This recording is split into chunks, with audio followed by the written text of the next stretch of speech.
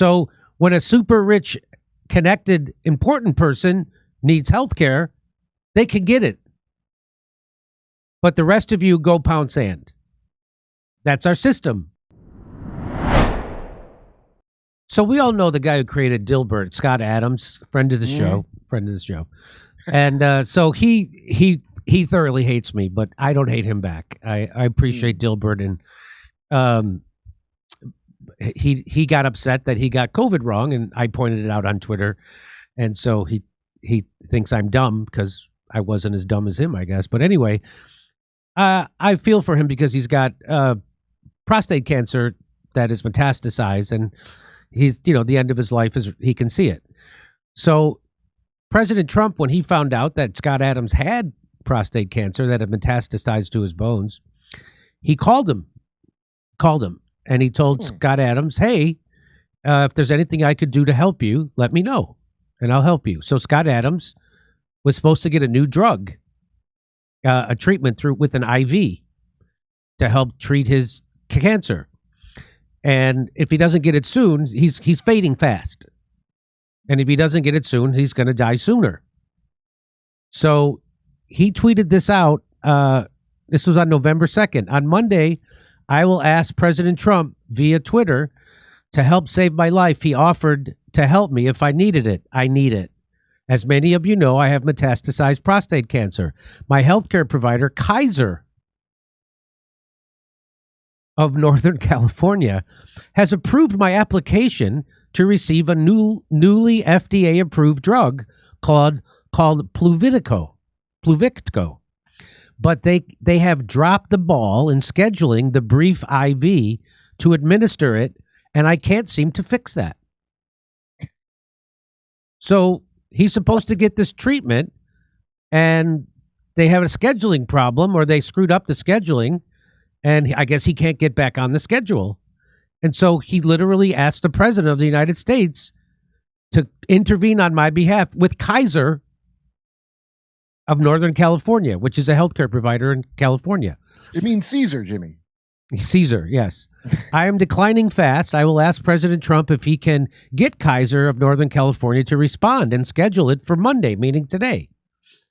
That will give me a fighting chance to stick around on this planet a little bit longer. It's not a cure, but it does give good results to many people.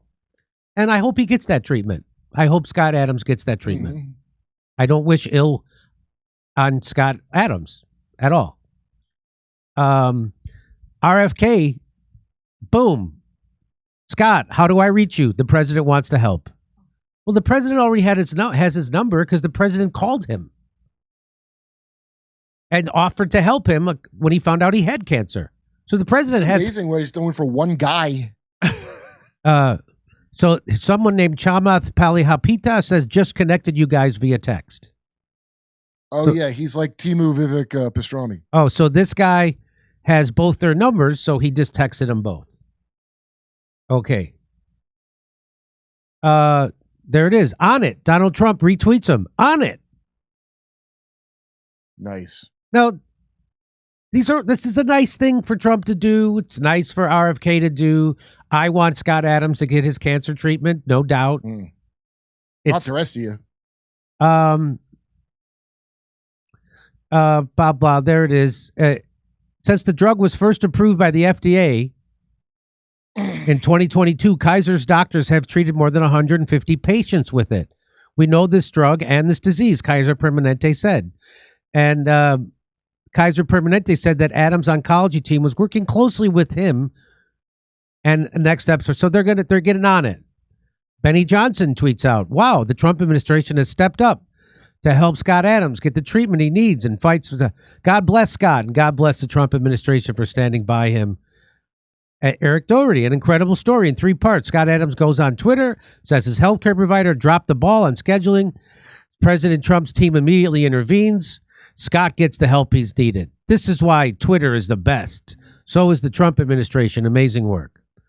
President Trump is loyal to those who've supported him over the years and will be helping Scott Adams expedite his application for an experimental treatment that has good chance of prolonging his survival against cancer. Oh, thanks, E. Miles Chong, weirdo that lives in Malaysia that's not even from here but pretends he's from here, scumbag. So This, of course, you see where this is going. This has caused an outrage, or at least a debate about access. Right? So when a super rich, connected, important person needs health care, they can get it. But the rest of you go pound sand. That's our system. Stop being fat and lazy. Stop being fat and lazy. Trump's high-profile intervention on behalf of Adams sparked a range of reactions.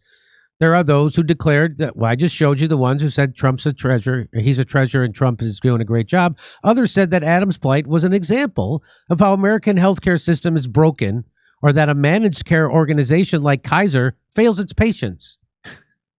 They praised him for calling attention to what millions of Americans experience daily. So just so you know, you guys are going to get flooded with a lot of requests now, everything from terminal illness to my dog can't stop belching, just so you know. It's like Santa Claus, but Santa just keeps one of the children's letters. Yes, but Santa Claus just keeps one of the children's letters. A loyal child. A loyal. But others debated the point that a famous supporter of Trump was able to get immediate attention for his healthcare needs. At the same time the government is shut down, the Trump administration proposed cutting more than $360 million from cancer research, and the Republican Party wants to slash $1 trillion from Medicaid and the Affordable Care Act. That's why the government shut down right now, over healthcare. Am I wrong about this? That's what this is about. Even the super rich guy had to tweet out an SOS just to get even a super rich guy in America, when he needs treatment for his cancer, has to tweet out an SOS so someone can help him. That's how PR coup from the Trump administration. That's how screwed up our healthcare system is. Best country in the world, Jimmy. Best healthcare in the world. And by the way, nobody has a plan to fix it. Nobody. Obamacare was horrible. It was a giveaway to big pharma and health insurance companies, which is why everybody's healthcare spending skyrocketed.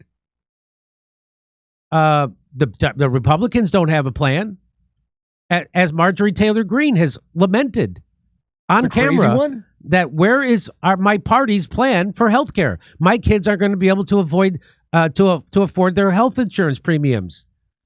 When she said that her health insurance premium went from $800 a month to $2,500 a month, more than her house payment.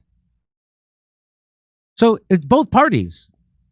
And because we all know the answer to the question here, the answer to the question is Medicare for all. Everybody would pay half as much. So if you're paying $20,000 in a premium, let's say you have a family of 4. You have to pay a $20,000 premium. Then you have a deductible for the first time you use it, usually several $1,000s, if not 5. So now we're up to $25,000. Then you got to pay your copays and your out-of-pocket costs. So now you're up to $30,000 just to use your health care every year. That's what you have to pay.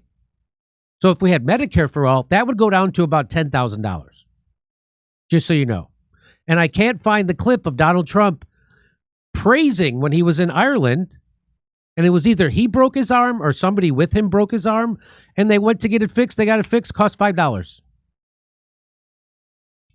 Boom, $5. And he was like, what a great system. This was before he was president. He said that on David Letterman. By the way, you can't find that video anywhere. That video has been scrubbed, and if anybody can find it, please send it to me. Why would they scrub it? So here's what other people have been saying. Imagine having cancer and seeing this post about Scott Adams. Knowing you probably have no chance in hell of getting the special privilege, Scott Adams apparently feels he has with his direct connections to the MAGA Trump crowd.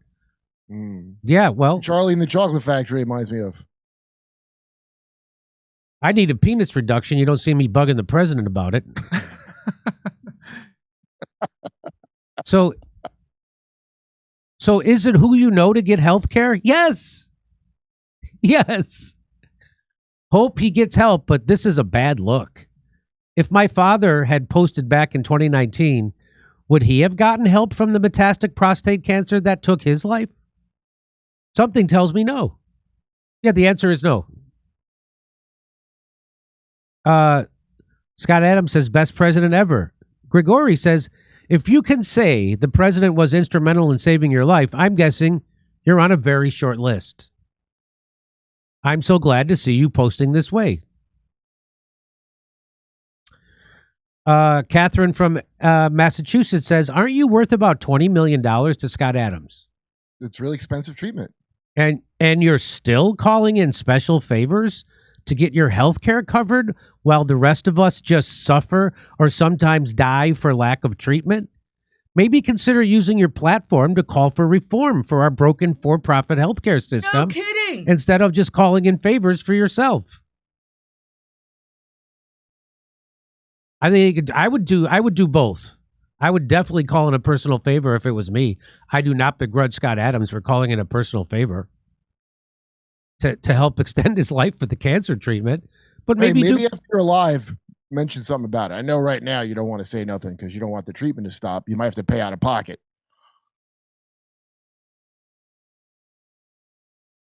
Even Rabbi Shmuley donated because he misread the word Dilbert. He thought he said dildo. After Trump's intervention, Adams joked that nobody in senior management at Kaiser, my healthcare company, had a good weekend. But I feel bad about it, but good about it too, because it might have saved my life. I mean, there's a very good chance. And so here is Scott Adams tweeting that out, RFK. Doge designer says if you want to reach the most influential people of the world, then the Twitter platform is by far the best. Elon Musk says yes. So nobody here is talking about how effed up our healthcare system is. Just the best. And X is great because that's where you can really hear about how great America is. So Elon's takeaway on this is that this is an example of the power of Twitter. This is an ad for Twitter now. This is an ad for Twitter instead of how effed up our country is and our healthcare system. That's his takeaway. I really love seeing wealthy people helping other wealthy people. Right. Isn't it nice? Billionaires helping billionaires. Billionaires helping millionaires. I don't think Scott Adams is a billionaire. So good luck to Scott Adams as usual. Wish him all the best. Big fan of his cartoon. And it would be nice if he used his platform to also point out how screwed up our healthcare system is, that even a guy with $20 million has to call in a personal favor from the most powerful guy in the country just to get his cancer treatment. Okay. Come see us tell jokes about this stuff the day after Thanksgiving. We're going to give thanks, and then we're going to make fun of all the shit we don't have to give thanks for. It's the day after Thanksgiving in Burbank, California at Flappers Comedy Club. Then we'll be in Pottstown, Pennsylvania, December 6th. January 11th, we'll be in Waikiki at the Blue Note. It's a beautiful place. Go to jimmydore.com for a link for tickets. It's a Sunday. Make your vacation plans now. I'll see you in Hawaii. Waikiki, it's my favorite. A lot of people like Maui. I don't. I like it. I like Maui. My favorite part of Hawaii is Waikiki.